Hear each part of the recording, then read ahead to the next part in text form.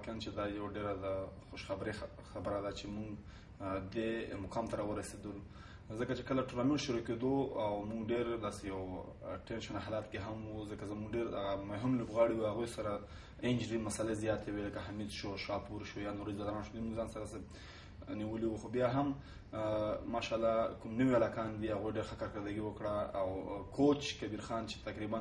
2-3 کاله پس راغلی و، د هغې نوی پلان و، هغې باندې موږ چې څنګه ځان پوه کړو څنګه پرې ورسېږو، د ټیم کمبینیشن برابرولو، بیټینګ لاین و، بالینګ و، فیلډینګ و، هر څه کوم یو تیاری چې و یو زر وشو، کمې ورځې وې، خو الحمدلله موږ په هغې کې کامیاب شو او لکه څنګه د ټیم یو ټارګیټ وي، ګول وي چې هغه سینی فاینل ته رسېږي، موږ ډېر ښه سینی فاینل ته راغلو. نو سبا میچ چې دی هغه زموږ کوم مهم یو ارمان دی چې سبا میچ کې باید موږ ډېر ښه کارکردګي وکړو او ښه په زړه پورې لوبه وکړو، تر څو کومې لوبې موږ کړي دي هغه هسې تېرې شوې او هدف ته راغلي یو او سبا موږ پوره محنت کوو، پوره خواري به کوو، تر څو زموږ د افغانستان د لوبغاړو یا د خلکو کوم ارمان دی هغه پوره شي، ټیم یو ځل بیا شل ورځې لوبه کې کوالیفای وکړي.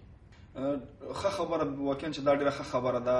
زموږ ټیم لپاره چې یوازې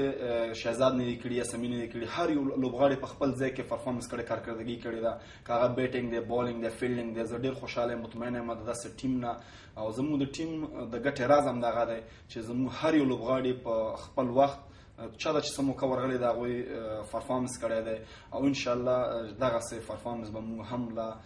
زموږ افصیلي غټوي تر څو موږ وکولی شو مخالف ټیم ته ستونزه جوړه کړو او موږ به کوشش کوو چې سبا لوبه کې هم دغسې ځان وښیو او یو ښکلې او په زړه پورې لوبه وکړو، بیخي پرشرایز کېږو به نه او ریلیکس به وو انشاءالله او ښه لوبه به کوو تر څو دغه لوبه ښه تمامه شي. صحیح خبره ده، ډېر پرشر و، لکه څنګه چې مخکې هم د ټورنمنټ اولنی میچ زموږ د پینجي سره و، کوچ همدا خبره وکړه چې یاره موږ به یو میچ هم ریلیکس نه اخلو، هر میچ به سیریس اخلو او هر میچ زموږ فاینل یا سینی فاینل دی. نو ماشاءالله لوبغاړو هم په هغې عزم سره میدان ته کوزېدل او کوم میچ به چې موږ ګټلو هغه ورځ به موږ هېروله، نوې ورځ ته به موږ سوچ کولو. نو لکه څنګه اوس هم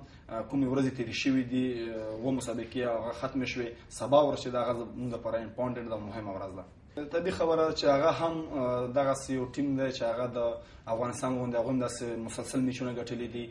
پرشرایز خو به خامخا وي په دواړو ټیمونو باندې، دا نه چې په یو افغانستان به وي. خو که تاسو وګورئ موږ هم دې نه مخکې کوم کوالیفایرونه چې کړی هغه د اماراتو سره و، ډېر داسې یو کلوز میچ و، ډېر مطلب 100 رنزه ټارګېټ و، هغه نه و چیز شوي. نو یقینا چې دواړه ټیمونه به ډېر داسې یو سیریس انداز کې وي او د ټورنمنټ غټ ټیمونه یادېږي. نو زه چې خپل ټیم ته ګورم ماشاءالله د دوی هغه لوبغاړو مورال ته ګورم انشاءالله ډېر ډاډه دي. نو موږ به کوشش کوو چې سبا ښه لوبه وکړو. لکه مخکې مو هم خبره وکړه چې هر میچ زموږ لپاره دی چې هغه ډېر یو مهم میچ دی او لوبغاړو ته چې زه ګورم ماشاءالله هر یو لوبغاړی زموږ فارم کې دی او که هغه بیټسمن وي، که بالر وي او که فیلډر وي، زموږ د ټیم لپاره دا ډېره مهمه خبره ده او انشاءالله موږ پوره کوشش کوو لکه څنګه نورې مسابقې موږ کړي دي دا به همدغسې ځان سره بیایو. بلکل دا خو